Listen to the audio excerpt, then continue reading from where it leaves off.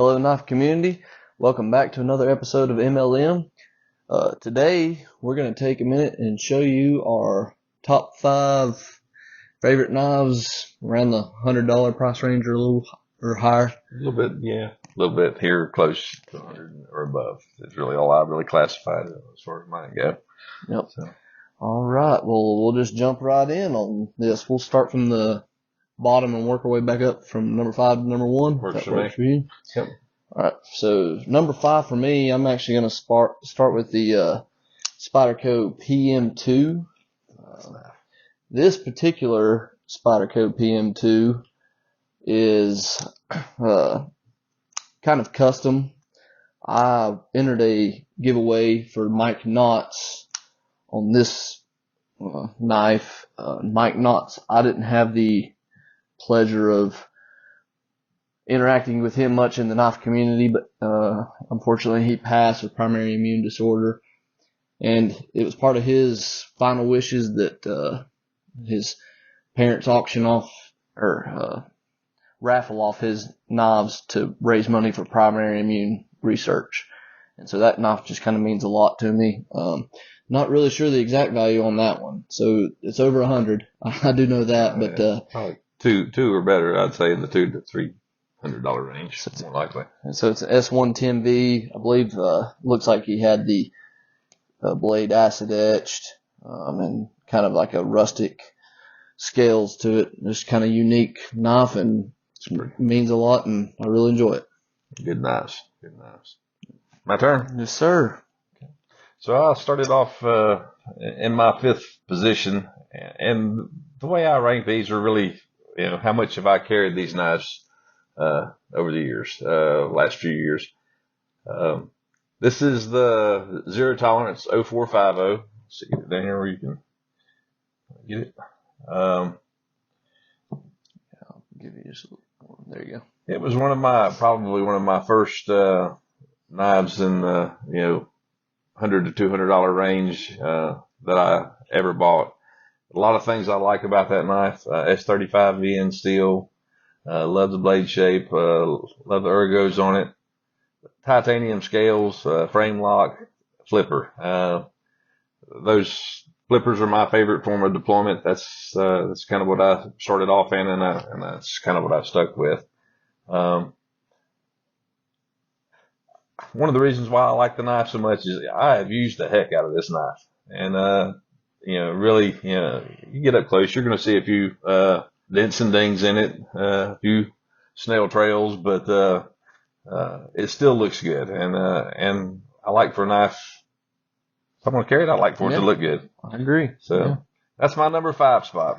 All right. I like it. Coming in at number 4 for me is the Hogue Deka. This one's in the flat dark earth G10 or might just be polymer scales. I can't remember. I don't think this is G10. Sure it's not G10, I don't believe, but basically kind of a plastic injection molded scale, but I like the flat dark earth, and this is in Magna Cut. I like the clip point style blade on this. I actually got this because it's lightweight, Magna Cut, the bar lock on it. It's a kind of a competitor to the Benchmade bug out. It's real, it's, like I said, lightweight, throw it in the pocket and go. It's a go-to for me. Good steel. Yeah, and I kind of scuffed up the pocket clip there a little bit, but other than that, it hasn't really taken any markings on the coated blade. Kind of worried about that, but it's still looking good and it still cuts. Haven't had to sharpen it yet. Still cutting really well, and I'm really enjoying the Deka there. Oh. My number 4 spot goes to the SpyderCo Siren. Siren, however you want to say that. That was probably my first SpyderCo that I ever bought, I guess, really. I bought it because I do some saltwater fishing, and I heard a lot of good things about the LC200N steel. When I got the knife, though, there's a lot about it that I like. The G10 handles on it are very aggressive. As a matter of fact, they're pocket shredders. I guess they're about too aggressive unless you're going to be using the knife for what I use it for. I bought it again to saltwater fish, but I found myself carrying it all the time, just simply because of the feel in the hand. A good solid lockup on it. I feel like there's enough blade length there. I kind of like to have my knives for, personal protection as well. So I feel like there's enough blade length there if I needed to protect myself from whatever. It's there. Got a little splash of color in it with the blue. You're a blue guy. Yeah, I like blue. Everybody is going to learn that if they haven't already. But just a real good feeling knife. You can take this thing out and throw it in salt water and leave it for a week, come out, and it's going to look just like it does now. LC200 in. Not the best edge retention, but it'll take a sticky, sharp edge, and it lasts as long as I need it to anyway. Yeah, good look, a little brush, full flat grind. Yeah, I like the full flat grind. Very slicey blade as well. Good sharp point on it. I find myself using that point to pull splinters out of my hands and things like that when I'm out working. So, just found myself carrying a lot more other than just fishing, and it's turned out to be one of my favorites. I like it. And number 3 for me, it's the Doug Ritter Hogue Mini RSK, I believe is what this one is called. It's got a couple different letters there, Mark 1, Mark 2, Mark 1 RSK Mini, I think is what this is. This is in 20 CV, CPM 20 CV. It's got the black, gray, red pattern on the G10 scales there. Another smaller knife for me, another one that I can just throw in the pocket and, not much there to it. I carry it a lot, and it's a tough steel with the 20 CV. I really like this knife. I got this, and we can talk honorable mentions later, but another honorable mention for me is the full size. But I like Doug Ritter and what he does with knife rots. That's really why I bought these knives, to support that cause, and because I like the knives a lot. But that's why I initially bought those. Is Doug Ritter does a lot to try and promote knife rots and change rules to be more relaxed within reason, so that we can carry the knives that we should be able to carry. Absolutely. And I just like what he does there. Gotta admire that. Love that knife. It's basically the Benchmade Griptilian and the Griptilian Mini that Benchmade stopped making that for Doug Ritter, and he went to Hogue, and it's a Knife Rights exclusive, and from my understanding, they are doing well, and I don't understand why they stopped with the Griptilian. It doesn't make a lot of sense to me either, but I really like that knife a lot. Yeah. So that's number 3 for me. Number three for me would be the Zero Tolerance 0562. This particular one is the carbon fiber model on one side, anodized titanium on the other side. This was my second, high dollar investment knife. I bought it really just to kind of put up because I thought it would be a good thing to put in a collection, and I couldn't stand it. I had to use it. A lot of good things about this knife. 20 CV blade steel. Again, it's just a good solid, good thick blade stock on it. Good solid feel in the hand. Fits my hand well. A flipper, a frame lock. I guess if I had to be picky, the only things that I really don't like about this, one, I don't know if these are thumb studs or if they're just blade stops, but you're not going to use it to open a knife. I can tell you that. I think they are stops. Yeah.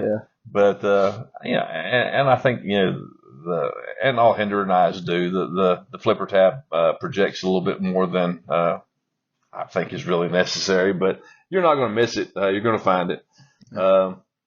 Other than that, black painted pocket clips. pocket knife makers, as far as if you care anything about what I think, get rid of these or find something that's not going to flake off and skin up and look like that. Same thing happening there to mine. Yeah. I mean, this year's has obviously been carried more. I would rather see a plain clip on it with nothing on it than something that's going to look like that. But other than that, I love the knife. I love the feel in the hand. Great worker. And it's got some weight to it. It's not one of your lighter knives, but again, I feel like I could take it out in the woods and do pretty much anything I wanted to with it, and I'm not going to hurt it much. Yeah, I like it. I like the carbon fiber. Yeah. Number 2 for me, actually, we've already kind of shown on the channel. It's coming back to the Kizer Cormorant. Y'all, if you've watched that video, you'll recognize this, but you'll notice a change. I did dye the scales there. Those were white. I actually had a failed attempt at this once, and they came out to. I didn't read the box on the RIT dye. If you're going to do a RIT dye, read all the instructions before you start. And I tried it first, and it came out purple, and I used RIT dye remover and found the formula. Is that, smoky blue? Is that what that was? So that's what I tried to use first to start with, and came out with a purple look. I used too much dye is what happened in the first try, and I used RIT dye remover, and it kind of got it back down to a yellow. And then I actually used a combination of graphite and sapphire blue and peacock green RIT dye. So there'll never be another one like that one. That's a promise. Yeah, it kind of came out teal. Turned out nice. But I like the way that it turned out the second go round. And we've done our video on the Cormorant, so great little knives. If you haven't seen it, go watch it to know why I like it. But it's long and short, it's easy to manipulate, a fidgeter, and I just like a lot of things about it. So that came in at number 2 for me. And you might be able to get that, for less than $100, but typically it's going to be around the $100 price or more. range. Yeah, depending on what kind of handle material you put on them. Yeah. Number 2 for me, back to the SpyderCo. This is your SpyderCo Endela and K390. A lot of things about this knife I love. It's a lightweight knife that's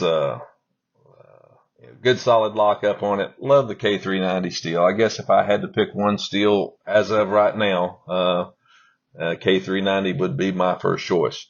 I'm not a big fan of these FRN scales, but they do what they need to do. Just a working knife, holds an edge forever. I use this one a lot. This is probably the one that's in my pocket more often than not most of the time now. Going to work, working around the house. This is usually the one that I've got in my pocket. Enough blade length there to, do something with, good thin blade stock, excellent slicer, love the thumb hole, back lock is a good solid lock. You don't have to worry about it. Again, these black, pocket clips, I've sanded most of mine, sanded the paint off of them or in the process of buying new pocket clips, but you shouldn't have to pay $130, $150 for a knife and then have to go buy a new pocket knife clip to go on it. That's just, come on, man. But, that's, if you want your knives to look good, and a lot of people don't care, that's part of the character of a knife. But, to me, it just, the rest of the knife looks just about like it did the day that I took it out of the box, and then you've got that scratched up pocket clip. But other than that, one of my all-time favorites. You do have to take care of that K390. You can't just let it go like the LC200 in or some of these other stainlesses. But again, that's adds a little character to the knife too as you use it. Yeah, good choice there. So topping out at number 1. Oh goodness, for me, this comes down. It wasn't a hard choice. The Kunwu. I'm not sure how you say it exactly. Pulsar, and this knife, I haven't had it long, but it quickly became my favorite. It is so buttery smooth on the action. This Pulsar, it's an LMAX blade steel. It's got the red and black G-Mascus scales. Got a nice finger choil there.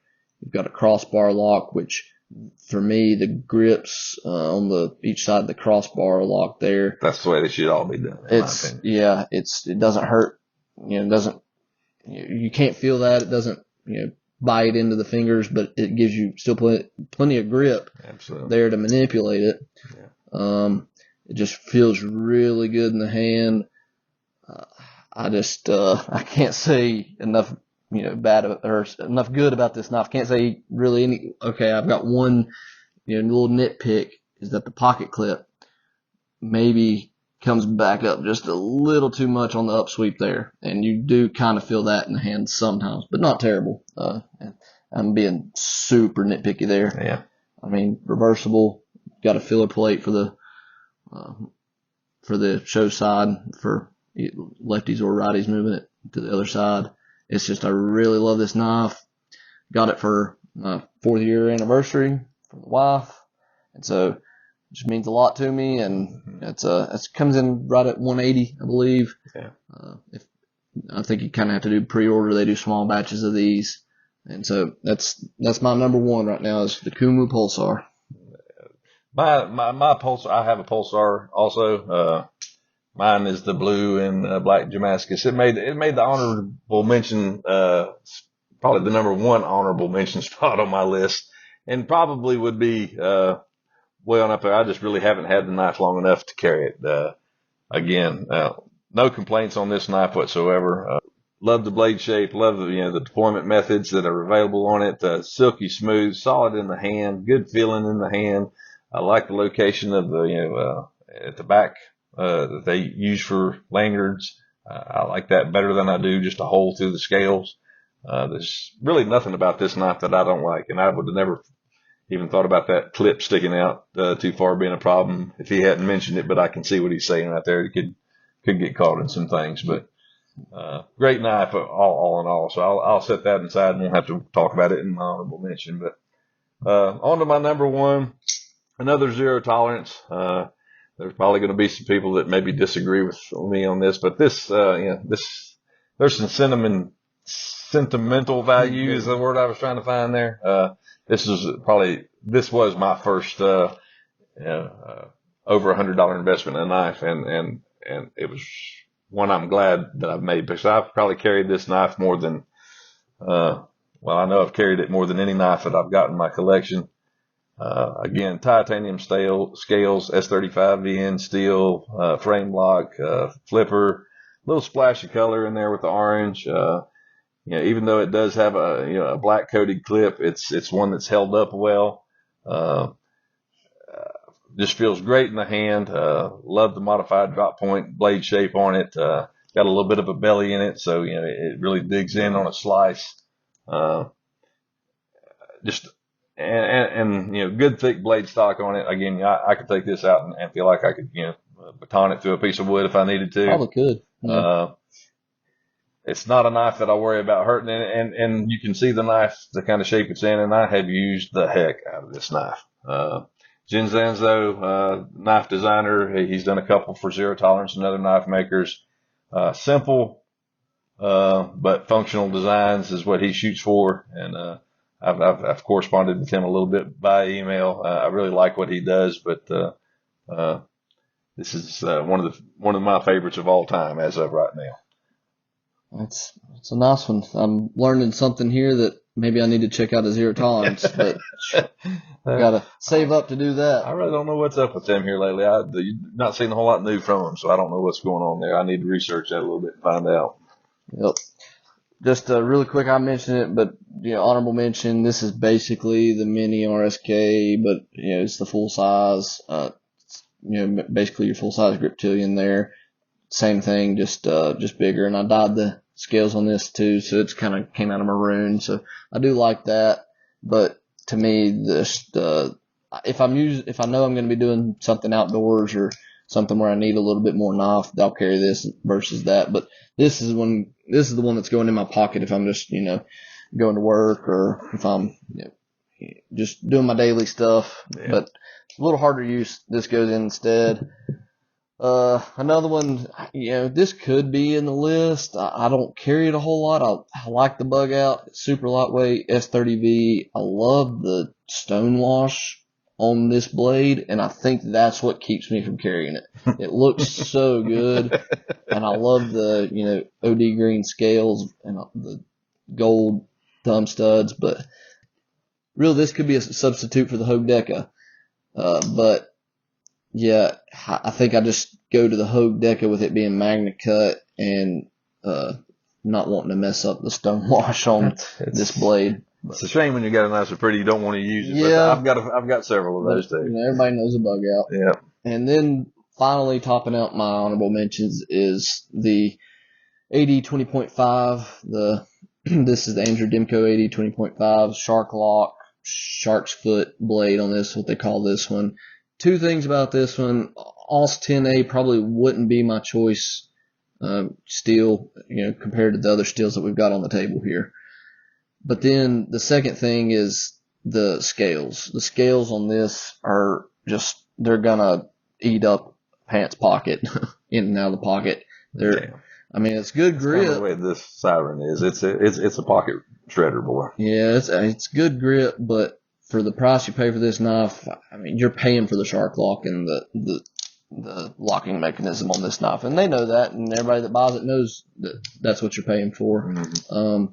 It's one day I will probably get some Flytanium scales or something for this, and if that happens, then it possibly could replace one of these on my list. But that's really the reason that it doesn't make it into the top 5 for me. But those are my honorable mentions. Already covered one of my honorable mentions, of course, the Kunwu Pulsar. I won't talk about it anymore. I also had the bug out in my honorable mention. It's funny we didn't talk about our before making our list. No, it's and my reasons for not carrying and it not being in this list is because I really haven't carried it. My wife got it for me for Christmas. It's one of it's one of those that I intend to put back for my grandchildren, and I've just tried to keep it in good shape for them.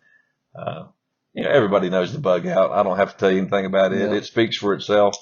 There's nothing about this knife that I dislike. I guess if I was being real picky, it just doesn't. It doesn't fill out my big hand, but as far as an everyday carry, it's an awesome knife, and nothing against them at all. My other honorable mention would be my Benchmade Contigo. Again, I bought this knife with the full intention of using it and carrying it. A little bit big for that, but I just love the knife. The ergos in the hand, aggressive. A lot of my knives that I have on this list here are my top 5 favorites. Are knives that if I could only choose one knife to go and never be able to get another one, that's how these knives all made it into this list. I feel like I could live without any of these and be perfectly happy. And this goes right with it, but I've never carried it. The value of it has gone continuously up. Again, I put it in my collection for my kids and grandkids, and hopefully it'll be as good a shape when one of them get it and they can mangle it. Well, when you see the value on them, climbing like that, it makes it hard to want to pull it out and get any markings or anything on it. But it's okay if it's a good looking knife. Usually when I get those like that, I try to get 2 of them, then I put one away and use one. But my collection's getting a little bit larger than it needs to be because of that. But love the knife. Again, Benchmade Osborne design. You can't go wrong with that either. So kind of shows what we like and what we carry, what we carry the most, what we value. Hope you learned something about these knives and learned something about us. Do you have any other final thoughts? I would just like to say that these are my top favorite knives above the $100 range. I've got a lot of knives that I carry a lot that I like just as good as some of these, to be quite honest with you, that are under the $100 range. And we'll get into some of those maybe in one of our next videos. But I'm not a blade steel snob by any means, but you get what you pay for in a blade steel, and these, if you take care of them hopefully my grandkids will use them one day and they'll see the scratches I left on it and kind of remember me. It's kind of what I'm hoping. But good knives, all of them, both sides here. You can't go wrong with any of these knives. That's all I've got. Yeah, we'll put links down in the description for any of these that we can find that are available, so that you can check them out if you want to. And like I said, I hope you learned something about us and about these knives, and we appreciate you watching. That's been MLM Mountain Lyons Mentality. Catch you on the next one.